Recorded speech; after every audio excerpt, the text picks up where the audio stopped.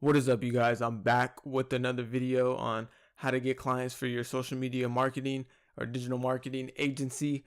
The last video that I released, it was all right. I offered some information, gave some advice, but I really didn't know too much about this space and what I was talking about. Like I thought I did in the beginning. Like at that time, I had just only done about 4 projects for people and only got 1 client. So my confidence was up. I wanted to share with people. I wanted to teach people about it, but at the time I thought, all right, this is how it is. This is how I'm gonna go. But, in reality, as you get more experience, like as I do now, you just learn more and you find out new stuff. And that's what I'm here to teach you guys now. Everything that I learned just in the past few weeks since I made that video.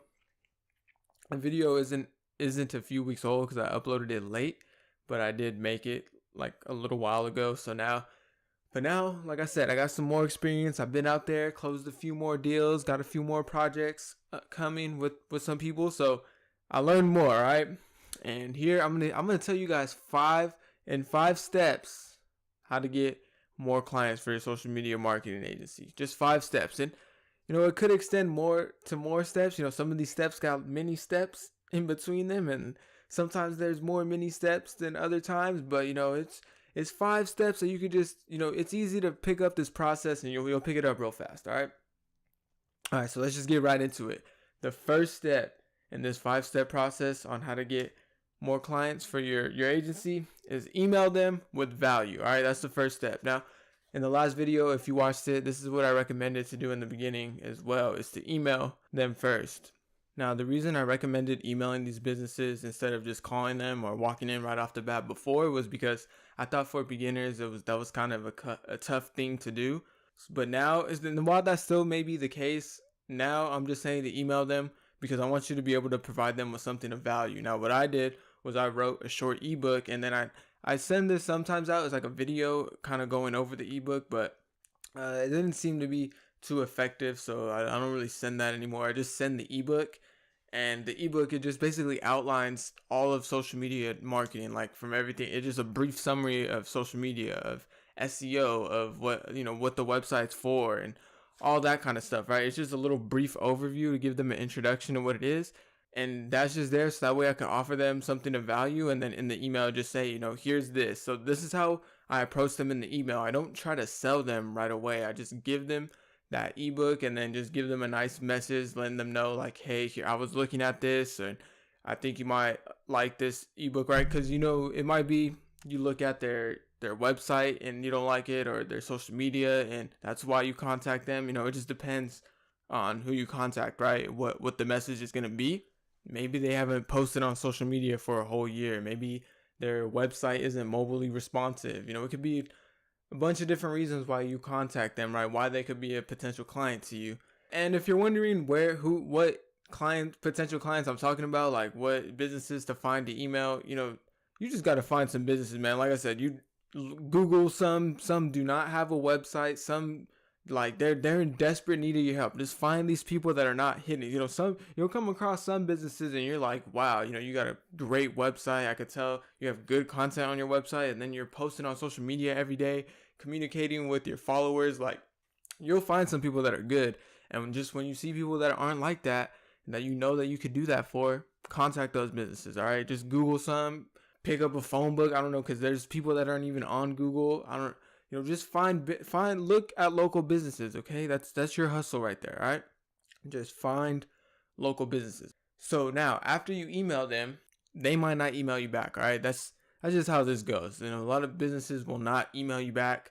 That's all right, all right? That we're actually going for that, because if they email you back, I noticed one time, if they email you like saying thank you, or they're interested in something, like after you email them again, they don't reply to that second email for some reason. I don't know why, but they don't. Even if they reply to the first one, for some reason, they do not like to reply to that second one. Maybe I just send bad second emails. Maybe that's what it is, but I haven't gotten my second email replied to only once. And I've gotten like first replies multiple times, but only one time did I get replied to on my second email. So that's just how that goes. But like I said, so now getting into this, next step is we're going to follow up with the phone call. That's step number 2, is following up with the phone call. Okay. because like I said, we don't even need them to email us back, because we're gonna call them again, and what we're gonna say on this phone call is like, hey, I emailed you guys. Does the owner happen to be there? Or, that's the first thing we're gonna ask, right? But then if he's not there and we're chatting up with the person that's on the phone, we're just gonna say, I sent him over this ebook, wanted to talk to him, and then after that, you just ask her when, or him, when they're gonna be there. I don't know. Usually it's a girl that's up front. That's just common. I'm just kind of used to that now. But just talk to whoever's on the phone. Just talk to them. Offer any kind of value that you can. Not trying to sell them though. We're still not trying to sell them at this step. I know it's third step, right? We're still not trying to sell them. It's crazy, right? But look, just bear with me here.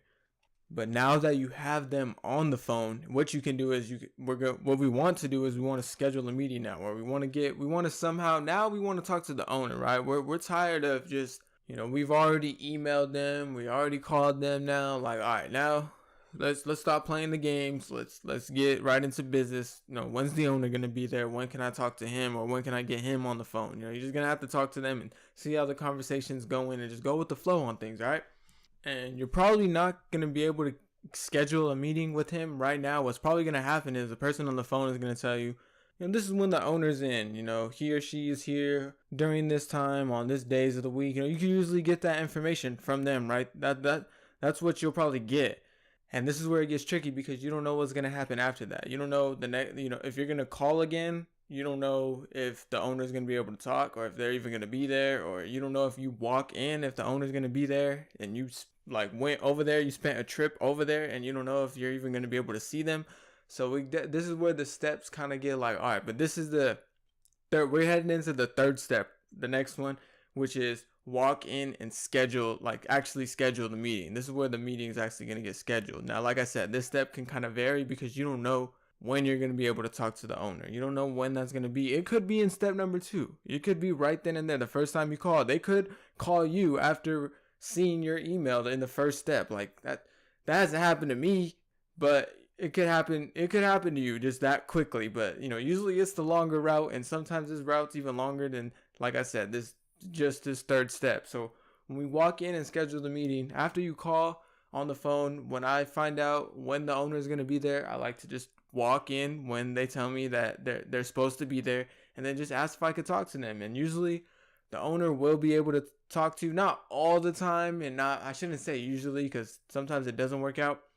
But like I said, we're just here to schedule a meeting anyways. And sometimes they don't like to just schedule a meeting. They would like to be able to talk to you, but then they'll tell you, they don't have time to talk to you. So to call back, that's why I'm saying this step could be it could get a little rougher, but this is the last rough part of it, really. The rest is pretty cool, because after you get to talk to them, and you'll get to know, are they going to schedule a meeting with you or not? If they don't schedule a meeting with you, all right, that, you could keep trying to go after that client. You could contact them later. You could do other things. But at that point, if they're not going to take a meeting with you just to sit down with you, it's all right, kind of got to move on now, right? After you've called them, after you've walked in, what else can you do? But usually you'll be able to get that one meeting. So this is where it decides, like I said. So if they say no, probably move on. If they say yes, all right, now this is a hot client. You are in pursuit right here, all right? It's all fun and games. At least to me, it's all fun and games after this point, because once I get them in the meeting, this is the best part for me, because I know for a lot of people, you have the knowledge, you have the skills, you know what to do, right? You took the courses, you've implemented some things yourself, and you know that you can help these businesses, but you just don't know how to sell them. Well, in this meeting right here, the reason why you get the meeting, the reason why we haven't done any kind of selling yet, is because, I'm gonna get into it right here. Step number 4 is to meet with them. So after you secured the meeting, you meet with them, and at these meetings, you offer some value and show your expertise. All right, and that's why I'm saying it's so exciting for me, because I know I could get this job done. I know I can help them out, and I know a lot of other people feel the same way. They just can't sell them. So right here in this meeting, we're still not gonna sell them. All right, I know step number 4, but we're still not selling them, because right here we're just gonna pretty much let the selling do itself by us showing them our expertise, and then us just pointing out problems and not being rude about it, but just showing them how much better they could be doing, right? It's pretty much, you're not selling them like, hey, you need this, blah, blah, blah. You're just pointing out this is what it is. I know about this, and you're kind of messing up in these spots right here, and I usually like to prepare and actually take time to take notes, and maybe I'll take my laptop and I'll have like images of like their website and stuff, or their social medias and what I see. So you got to do a little preparation. Usually that work only takes me about 45 minutes to an hour. It's real fast, and I get all that done, and then so I'll go in and show that I'm prepared, and just show them that I know what I'm talking about. All right, and that's the major key right here. So if you have to know what you're talking about, right? You have to be good at it. And maybe you're the exact opposite and you're a salesperson. You're like, I don't need to know anything. I could sell them on whatever. But you don't need any help, and you're probably not watching this video. This video is for people that are probably struggling to get clients, but know that they could do the job. They're just, they don't know how to get the client. So right here, that's what I'm saying. It's amazing because you schedule a meeting with them, and you have that opportunity to talk to them now. And just think of this as like, all right, I got my 30 minutes to go ahead and just show what I know and show them that I could get the job done, but not like beg them, not try to sell them, not turn them off by anything. This is the first meeting, so you're just offering them some value still. All right. So after this meeting, what do you want to do? Or during this meeting, what do you want to do? You want to schedule another one, right? Or schedule another time to talk. Schedule, they want to learn more. It probably hasn't been that much time. They probably didn't give you a super long meeting because, that owner's busy. You might only get 5-10 minutes sometimes. And sometimes you just have to do it very fast like that. But this is why you want to get another one. And maybe, like I said, this could stretch into more steps too, because you don't know how many times you're going to have to meet. But after this first meeting, after you offer some initial value and show them that you're interested and show them that you're willing to help out, you show them your personality a little bit, that you know what you're doing, you're not going to screw the whole thing up. Now, the next meeting kind of goes a little bit like the first one, right? You're still offering them value the whole time, right? You're not trying to really sell them yet. And then this is when you just kind of gauge the temperature on whether you want to, where are they feeling? Like, does it seem like they're interested? Do you have to be more salesy now because they're like, all right, this is our second meeting. We don't know if we're not really into this yet, or maybe there's like what's gonna happen oftentimes is they can't argue with what's going on. If you have a client that is just you can help them out because they have a lot of flaws in their online marketing game, they're not going to be able to deny these flaws that you're pointing out, and when you show them examples of things, what their competitors are doing, what they could be doing better. So they're not going to be able to just sit there and be like, oh yeah, we're screwing up, and then just have a smile on their face, and not look interested in what you're selling. They're going to look at you most oftentimes and be like, dang, like they know the truth out there, and they know that you could do, they know that you know what you're doing. So they know that people are out there, like their competitors might be using you or somebody like you to put them out of business and stuff. So they're feeling kind of pressured normally, right? And like I said, normally there's some people, 5 minutes into the first meeting, you're out. They don't even want to see you no more. I don't even know why they took the meeting. That happens to me sometimes. But like I said, everything happens. But the more people that you get rejected by, the more people that you get the second meeting and you get deep into the second meeting with, when they're looking at you like, or they're looking down at the table like, dang, I need somebody to come save me. And that's the point I'm gonna get into right here, is that's what you're there for. And that's when, like, who else are they gonna go with besides you? You're the one that's already sent them a free ebook. You called them, you chatted it up with their receptionist, had the first meeting, the second meeting. Maybe the first meeting is when this is happening. They're super interested after one meeting, but usually it's the second meeting for me where I kind of feel like, all right, now I gotta make my move. I'm gonna go for this, and if they don't want it, they don't want it. But also, another good way to end the second meeting isn't super salesy. That's usually when I'm just trying to convince them more, or I see them like it's getting close, and I just go for it. But you can also just kind of end it like just a little aggressive, like, what do you think, blah blah blah, and then later on call them and follow up. So that's the next step, and that's honestly the 6th step. So I'm sorry I lied to you guys and said it was 5 steps, but like I said, this could be done at the end of meetings, so it could be just part of the meeting. But this is the last step right here.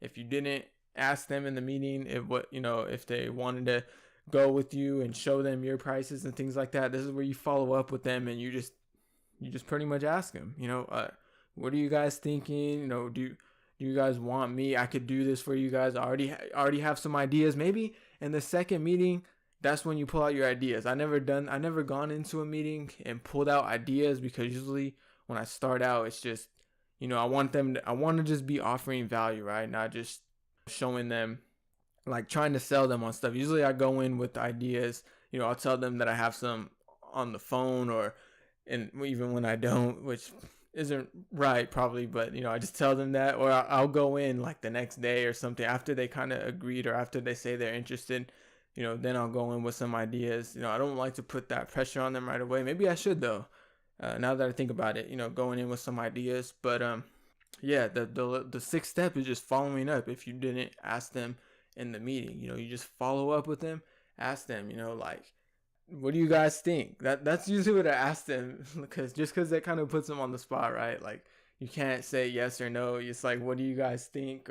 And they kind of just, like I said, they have to answer on it. They can't tell you, oh, well, we don't need it. Like some of them will, and some of them still do, and that happens. But they can't be honest with themselves and tell you, especially if you did your homework, like I said, and know that they could use your help. They can't look you in the face or tell you even on the phone like, oh, we're good. Like, they can, but they'll be lying to themselves that they don't need your help, or somebody's help at least, right?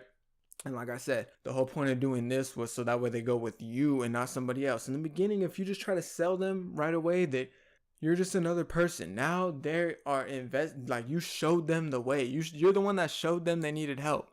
And on top of that, you showed them that you were an expert in it. You showed them that you know what you're talking about. So if they're going to go with somebody, they're going to go with you. And more likely than not, they're going to go with somebody because you showed them what they're missing out on if they don't. So right there, man, bam, top 6, 5 steps or 6 steps, however you want to put it.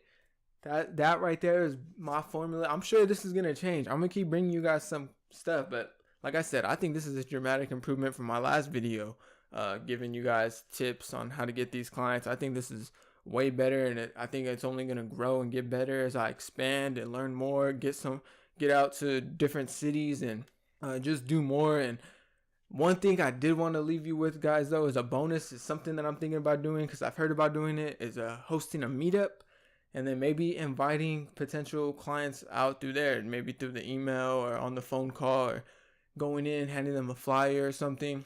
And yeah, when you go in, you should definitely have like a flyer as well, as long as with the business card, of course. But yeah, I'm thinking about hosting meetups, or at least trying one out, seeing what I could do, seeing if I can get people there, see if anybody signs up through there, wants to do business with me through there.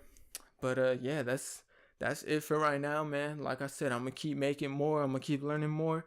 I'm gonna bring you guys more content, and I'm gonna just bring you guys everything that I'm learning to help you guys out, because I want to see you guys winning, man. So thank you guys for watching, and I'll see you guys next time.